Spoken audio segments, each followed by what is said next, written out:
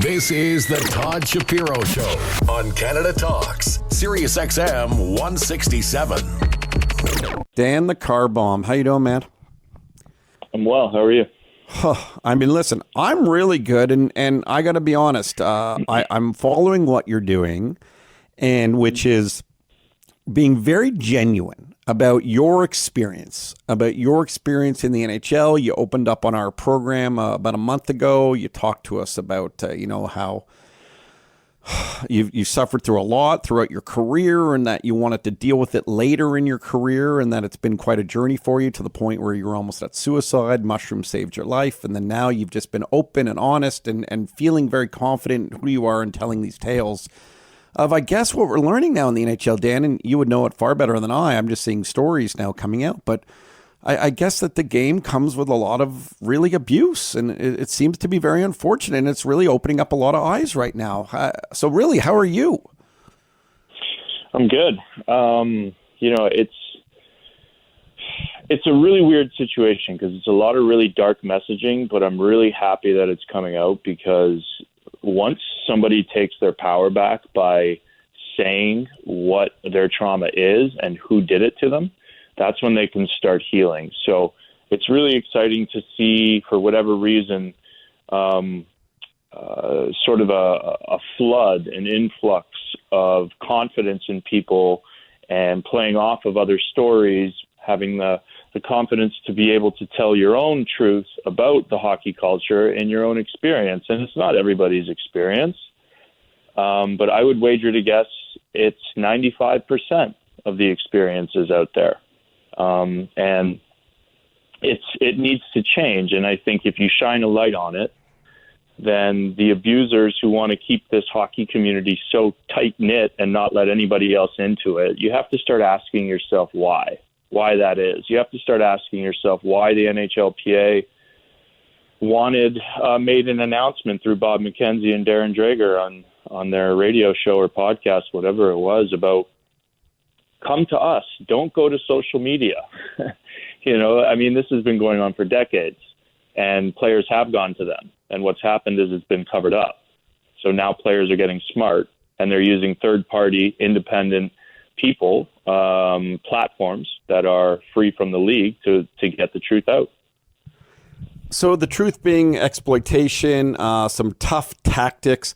The one thing, and I hope you don't mind my candidness, and it's more really just out of curiosity, Dan, is when you're involved in these tough tactics and the way, there's a code within the NHL, during your days in the NHL, would you say that you were a part of the problem and it took you to be retired and it took you to realize it later in life, which is what evolution often is? Or would you say that you just didn't know any better? No, I was the problem. I was bullied and I became a bully.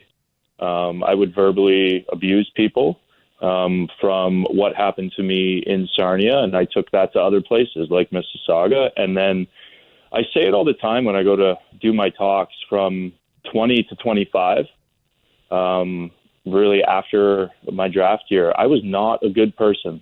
I was not a good teammate. And you can ask anyone around the league, it's reflective in me getting hurt and me being on so many different teams. And then I cleaned my life up at 25 during my career. And my last 5 years in the league, my luck was a sure thing. And I went to the Stanley Cup finals 4 times with 3 different teams. And so it wasn't after my career that I decided to, I'm going to, I think what everybody doesn't realize is that I watched my friend die in front of my eyes, my best friend. And I watched what happened to him by the Blackhawks clearing him for 4 concussions in 12 weeks. And I watched the deterioration, and I watched how the NHLPA wasn't there for him. I watched how the NHL abandoned him. I watched how the organization abandoned him. And I watched him die. And I'm not going to let that happen again, because that almost happened to me. And I know if that happened to me and Steve was still here, he'd be in my shoes holding people accountable. And then all this other stuff comes, right? Like, I didn't even think about my abuse stories until the St. Mike's story came out. So, to answer your question, yes, I'm guilty of it. We are all guilty of it. I'm guilty of being homophobic. I'm guilty of making racist comments. A lot of people in the hockey world are guilty of it. They just won't be as candid as I am. And I've always been this candid, because I don't like guilt. And so I'm just pretty genuine about it. But what I also know, and what I hope people can hear, is that there's a chance to recover, right? There's recovery at the end of all of this, and then you can reach back and give back. And that's what I've been trying to do for the last, 9 or 10 years. Just deprogram what hockey culture's drilled into me. Deprogram the way that I talk to myself. I don't talk to myself negatively anymore to try to motivate myself. And I'm just peeling back the onion, man, of all the trauma that I just did not agree with in hockey. And now I'm in a position where I can say that thank you to hockey, and thank you to Gary, and thank you to the leadership, and thank you to the NHLPA for not being there. Thank you to all of you, because it really has made me into the person I am today, and I'm very, very proud of the person I am today. Well, listen, to me, accountability is everything in this world, and the fact that you talk so openly about where you were wrong and how you wanted to improve on that, and how you, quite frankly, are improving on that. I think that's one of the most important traits that we could all learn from this. And we see it, and we talked about this briefly last time we were on the show, but, we see it now in social media where there's sort of only one side or the other, where it's, why aren't people being reflective? Why aren't people looking within? Why are people, even if you want to go to the extremes here, why are people so easy to blame Trump about everything in this world, as opposed to going, hey, wait a second, when's the last time I paid my taxes correctly? When's the last time I helped out a homeless person or did a charity thing, but really did it for the charitable aspect of it and not just for the profile aspect of it? And I love accountability and I hate hypocrisy. So when I hear you speak of it from this angle, Dan, it's important. And, would you say, this is me also being a 46-year-old dude and being a part of, a way different industry than you, but, being a part of a shock jockey culture and things like that. And I tried to always have the best couth and angle, away from it, which is true to me, to be honest. But is there also just generational times and generational shifts, which is, not forgiving it, but almost understanding it, going, that was the time, but by the way, we're smarter now. Let's not continue that time. I would hope so. I understand why all of this happened, right? I can look back. Don Cherry's a big reason of why this all happened. His Rock'em Sock'em videos. The NHL is a big reason, selling violence, hate, and rivalries to kids, right? Like I would literally line those tapes up, fake being sick from school, and watch them. And so they were programming us. Now, saying that from a young age, in the coaching and the hockey culture, yes, there is a responsibility on you to say, now, wait a minute, to look within and be like, okay, this isn't working, right? And that's kind of the shift that I had to make at 25. But I really do think that it's not – the last thing that I want to be is sound like a hypocrite. And I think that a lot of people have selective hearing in the hockey world, and they just can't open their minds up to somebody playing the way I did, being the character that I was on the ice and what my job was, and then me trying to reach back and change it, because I don't agree with it, and I never will. And I just I want to try to delve in and understand why this happened. And in part, I had undiagnosed, uncared for brain injuries. I was in a culture since 4 years old that drilled this negativity into you, this fear-based learning system. And there's a lot of reasons why I became car bomb, because that's not me. And so I've just been doing a lot of work, and being aware. And then in order to keep what I have to freely give it away. And so that's what I try to do. And one of my favorite sayings to your comment before is help somebody without being found out. Well, we're hearing now all sorts of stories, and it was interesting with it was Cherry. And by the way, I'll be very honest, I was defensive of Cherry's firing only because, and I came from it from Dan from a media point of view, which was, hey, here's Sportsnet and Rogers and CBC condoning this. They hire a guy to be a certain way to get ratings, and then they basically fire him for those very same reasons, only because now someone complained that might hurt ad dollars and ratings. So, that was my standpoint. It wasn't necessarily what he said, but it was more, where's the network saying, hey, you know what, there's accountability on our end because we do hire an individual like that to be a certain way in the first place. And that's what sort of aggravated me, and that's, again, comes from my kind of background. Sorry? Yeah, was he not asked to apologize for his remarks and then he refused to? Is that why he got fired? I mean, from what I've heard, yeah, I think that's the story, and I think I actually had respect in him saying he didn't want to apologize for something he knows he didn't mean in the way it was twisted, and that's whether that's an 85-year-old dude talking, I know, man, but somebody posted on Twitter today like a clip of him in 1990 talking about immigrants and immigration and hockey. And it's just like, it's been going on for so long, and I think everybody loves to talk about how they hate cancel culture, but sure. I fucking love it. I love it. And do you love that? Okay, but that's interesting. Man, I love it. You know why? Because if you have skeletons in your closet, if you are an abuser and you're not owning up to it, you'll be held accountable. If you, it gives people a mechanism to keep people honest, and I love it. I love it.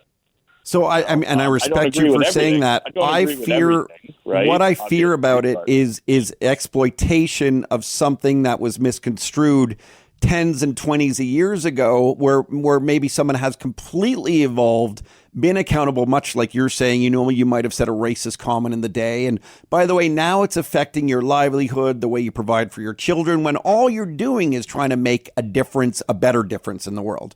Isn't there room for rehabilitation of mistakes? 100%.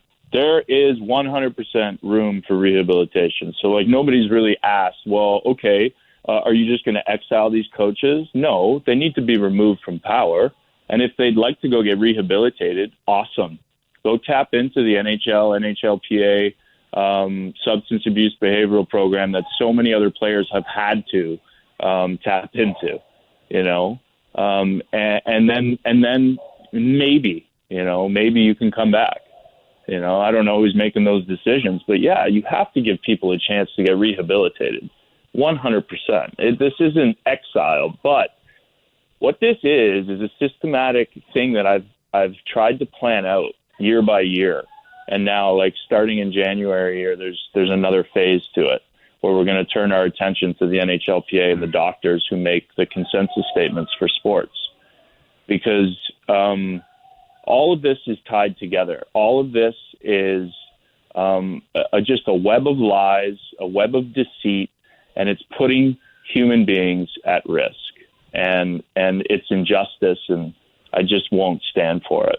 So, Dan, what do you say to those who, and I'm sure you've seen them on Twitter, and I've read some of the comments, even on stuff that you've tweeted. I read the replies and all this kind of stuff, where people are like, suck it up. It's hockey. It's grown men. They know what they're getting into. Yeah, I mean, I don't even. It's too hard to speak to those people. They just will never get it. So.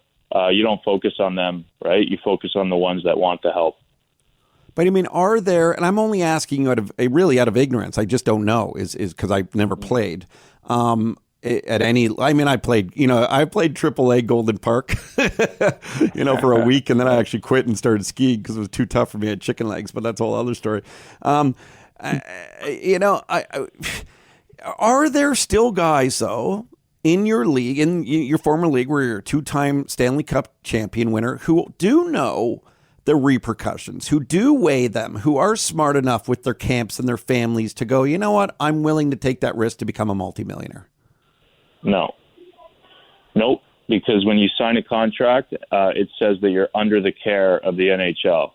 When Steve went to go seek out his own treatment to get cleared for the fourth concussion that he'd received. And then when the Blackhawks couldn't do it through their protocol, me and him, went home, and he made a decision to just leave and go to the Carrick Institute. He came back and he was better. He signed his fit to play. And then they sent him down an hour later, and he was blackballed from the room. And that was 2013. And we won the Stanley Cup that year.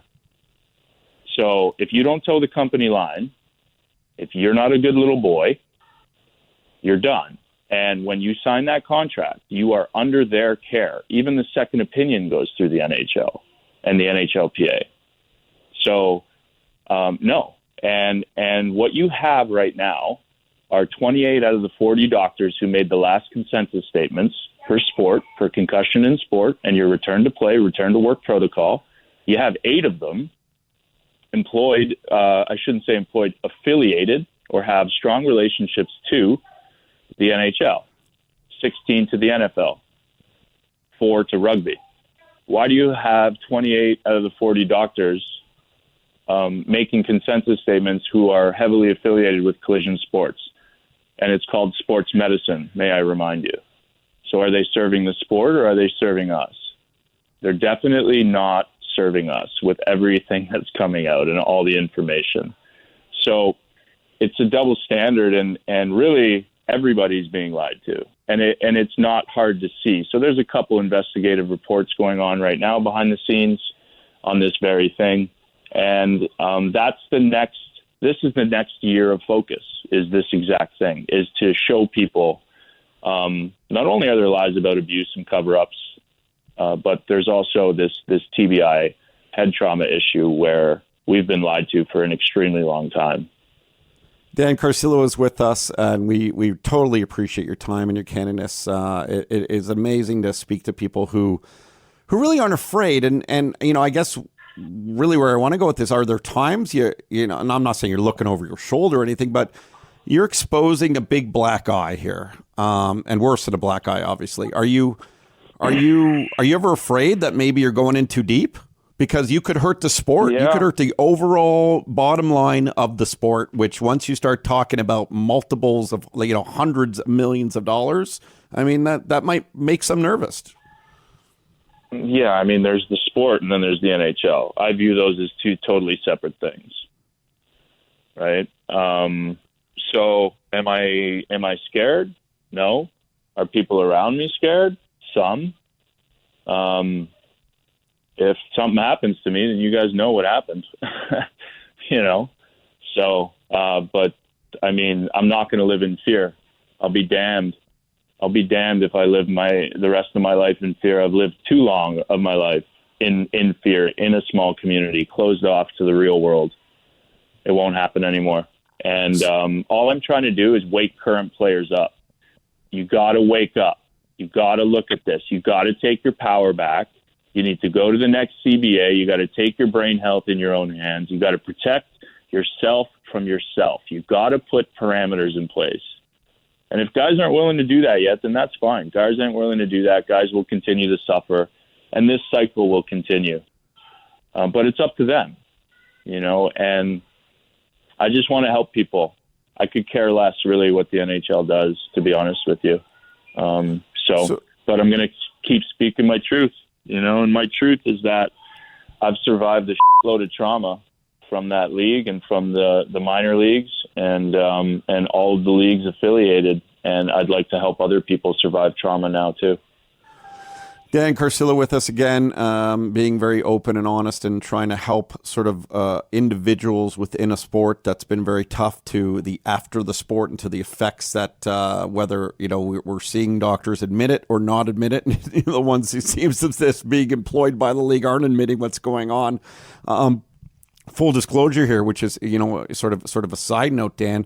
I was actually at Wade Belak's funeral. He wasn't necessarily the closest of friend of mine, but I was very, very close with a friend of his who asked me to go with him because he was going through a tough time when he watched his good friend obviously go through what he went through. And that was a very eye-opening experience for me, much like, your very close friend, Steve. I don't want to relate the two at all, but So, that part of it, it's been something on my mind for years where I've thought about, Wade post, game and how his mind was, and seemed so jovial and outgoing and really the life of the party, and also very, very charming and very intelligent and great on TV, and looked like he had the world ahead of him with his family and his children. But of course, we know the result. And I guess ultimately, are you sitting here, whether, Dan, going, I saved my life, luckily. I really just want to save others. Is you just want to save lives? Is that what it comes down to, man? It's all it comes down to. I literally just want to help people heal their traumas.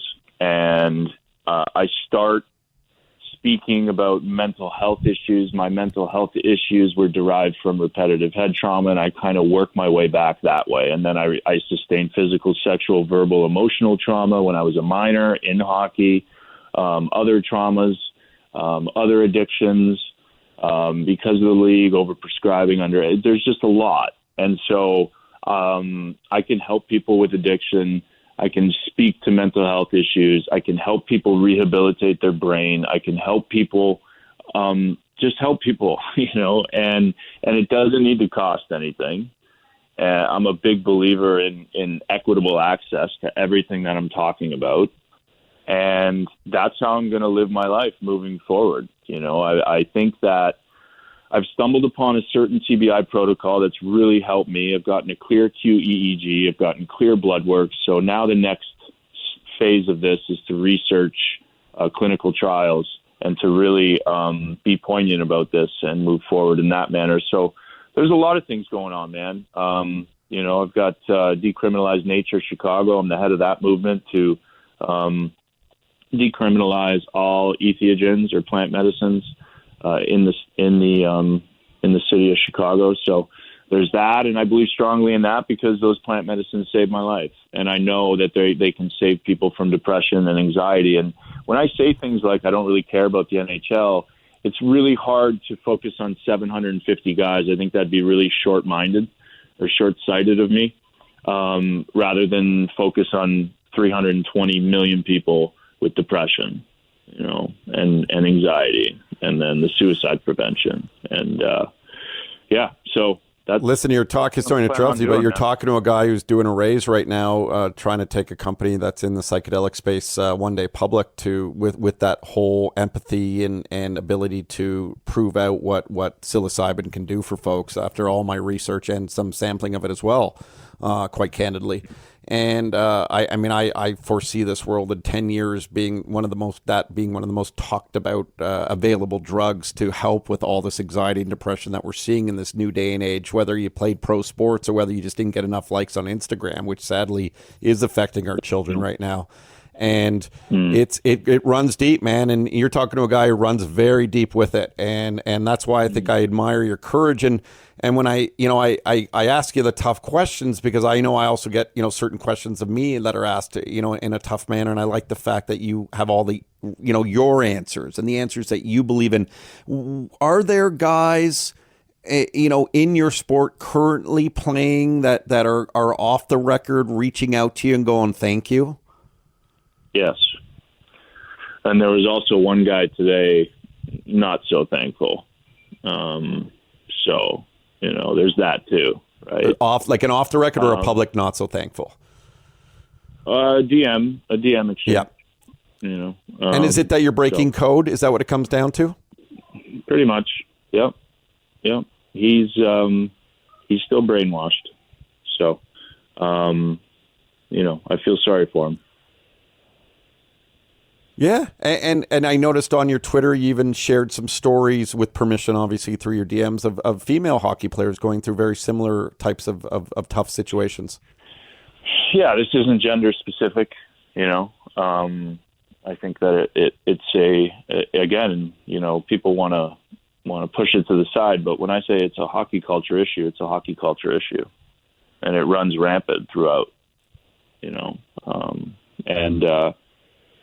Yeah, it really does need to change. And you're talking about like the bottom line and stuff. I still love this game, right? But I can't bring my kid to a rink right now. I just can't bring myself to do it. So, So Dan, I got to stop you there. How does it coexist? How does the sport live, and someone like you knows the inside of the sport who can't stomach it anymore enough to bring your own child to watch a game because you know that what is happening ultimately to players' health? Can those two combine, and can they, in 5 years from now, could your perfect game exist? If Gary Bettman's gone, if Bill Daly doesn't take over, if Donald Fear's gone, if Matthew Schneider's gone, Rob Zamner, Steve Webb from the PA, if you replace these people with people that care, then maybe. But I don't see it any other way, man. I really don't see it changing all that much, you know. You got billionaire owners who aren't really making that much money. You got players paying owners back in escrow because there's not that much money to be had. You got this TBI concussion lawsuits coming up with Monador, with Ewan, with myself, with Boyd. I mean, how are you going to survive all this? You know, how is this game going to survive? I don't know. I don't know. And I'm not that vindictive to be like, I want to blow this stuff up, but I'm just out for the truth. And this is my truth. You know, if other people have other truths, then come out and say it. You know, if you want to combat my stories, then try. But I think it's more common than not. There's more. Think about the number of superstars there are, right, that you can name. And then think about the rest of them. I'm the rest of them, and everybody else in this situation is the rest of them. And then you have a 5%, that might have been treated okay, and still treated pretty. So I don't know, man. I don't know the answer to that. I don't know what's going to happen with the NHL. I don't know what's going to happen with this denial of repetitive head trauma causing neurological degenerative disease and a link between the two. It's so absurd that we're in 2019 and they're the last league to admit it. Meanwhile, there's just so much data out there that they've compiled. Like, if you don't believe that repetitive head trauma is dangerous, then why even have concussion protocol? Why even have concussion spotters? Like, why even have that stuff? Why have guys do a baseline if you don't think that it's bad? It makes no sense.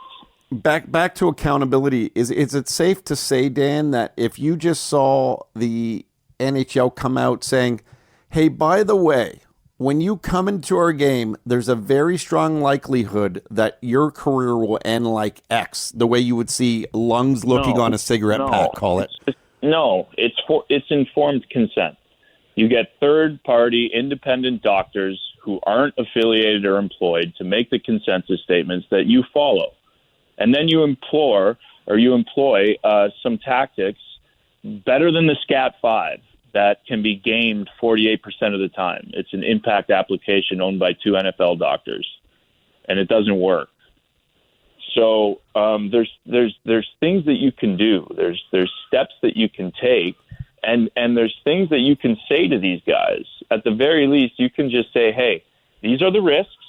By the way, in 1952, in the New England Journal of Medicine, they made a recommendation, 3 more traumatic brain injuries, and you should stop playing collision sports. So how did we get from 1952 to 2019, where I just saw Kyle Okposo had 4 in just over 2 years? A kid in the MHL just had 3 in 8 months. That's a prospect. He was like 5th overall. Like, what are we doing? What is this league doing? And it's a trickle down effect, man. And so there's a ton of stuff that needs to happen for this. To change. And I guess what I'm getting at is if they somehow down the road say these are the risks, and yet people then sign up for those risks, would you be okay? You won't hear from me. Yeah. You wouldn't. Yeah. I mean, yep. Some of the hashtags are informed consent that I use. I just want them to know the truth. That's all I want. I want them to have the truth, and I don't want it to come from me because, again, I already explained, like, when you sign that contract, it's you're under their care, man. You can't go anywhere else. That makes sense to me. And if you do, you know what happens. So that's why it has to come from the NHL. And then when the NHL took out two-line passing, what did the OHL do? What did minor hockey do? It has to come from the NHL. It's pretty cut and dry, you know. Was two-line passing leading to big open ice hits? Was that part of the problem? No. Like, the NHL took it out. The OHL took it out. Yeah. Minor hockey took it out. Okay. So it steps down from. Yeah. Yeah. If the NHL sets an example, then all other leagues follow. If the NHL doesn't, then all other leagues follow. Dan, you have a little boy at home, right? Yeah, man. And a little girl, or both? Oh, I forget. Two little girls, and my oldest just turned 5. Unreal. My last question for you, and I know we got to run, and you got to run, and we're so grateful for your time. I love these chats, man. They get real, they get deep, they're so honest. I feel like we're just kind of hanging out as buddies talking. We don't really know each other. It's so important to have conversations like that. But if your 5-year-old, when he's 15, say, came to you and said, Dad, I really want to play, or forget hockey. Say he said, I want to go in the UFC. What would you say to him? Here are the risks. Yeah. Now that if he's 15, I think he's old enough at that age. You can read the risks.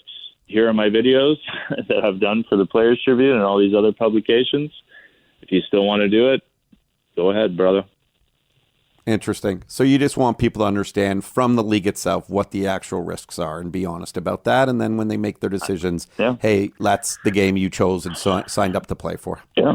The league, Gary Bettman, the NHLPA, they robbed me of that. They robbed Steve of that. They robbed Wade of that. They robbed us of an educated decision.